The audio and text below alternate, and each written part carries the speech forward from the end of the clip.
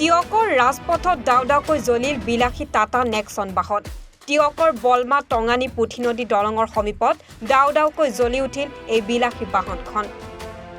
উক্ত ঘটনা সংঘটিত হোৱাৰ পাছতে কেতবোৰ ঘটনা পোহৰলৈ অহাৰ লগতে সচেতন মহলত প্ৰতিক্ৰিয়া সৃষ্টি হৈছে। আশাপূৰ্ণ চাইলেঞ্চযুক্ত ৰাষ্ট্ৰীয় ঘাইপথ নিৰ্মাণৰ বাবে উপযুক্ত সময়ত অগ্নি নিৰ্বাপক বাহিনী উপস্থিত নোহোৱাৰ অভিযোগ উত্থাপন হৈছে। জানিব পৰা মতে নক্সাৰী দিশৰ পৰা টিয়ক অভিমুখে আহি আছিল বাহনখন। বাহনখনৰ নম্বৰ AS031FB1117। স্থানীয় ৰাইজ টিয়ক আৰক্ষী আৰু অগ্নি নিৰ্বাপক বাহিনীৰ প্ৰচেষ্টাত অৱশেষত জুই নুমাবলৈ সক্ষম হয়।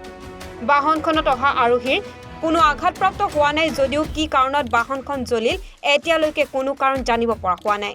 আজি কিছু সময় আগতে টিয়ক নক্সাৰী সংযোগী পথত এখন নেক্সন গাড়ী আচলতে যান্ত্ৰিক বিজুতি হোৱাৰ পৰিপ্ৰেক্ষিতত নেক্সন গাড়ীখন জ্বলি উঠে।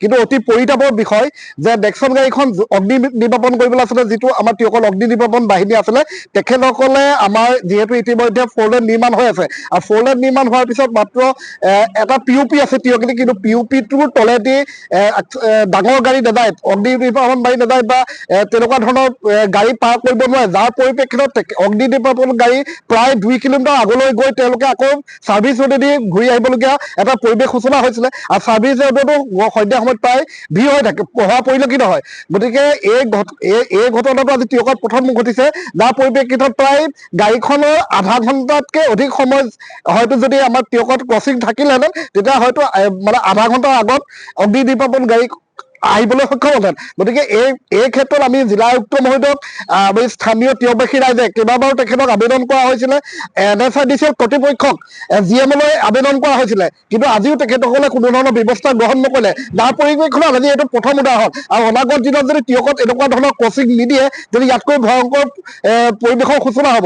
আৰু ইতিমধ্যে এই অকল অগ্নি নিৰ্বাপন বাহিনী বুলিয়ে নহয়, এম্বুলেন্সৰ ক্ষেত্ৰতো তেনেকুৱা সমস্যাৰ সমাধান হ'ব পাৰে, নগৰলৈ ৰূপান্তৰ হৈছে। যিকোনো মুহূৰ্তত যিকোনো ধৰণৰ ঘটনা সংঘটিত হ'ব পাৰে। কিন্তু এই ক্ষেত্ৰত টিয়ক আৰক্ষী বাহিনীৰ গাড়ীখনক পাৰ হোৱাত যথেষ্ট অসুবিধাৰ সন্মুখীন হৈছে। যিহেতু টিয়কত গাড়ী পাৰ কৰিবলৈ এটাই PUP আছে, গতিকে PUP তলেদি পথাৰচাৰী আৰু সৰু সৰু গাড়ীহে পাৰ হ'ব।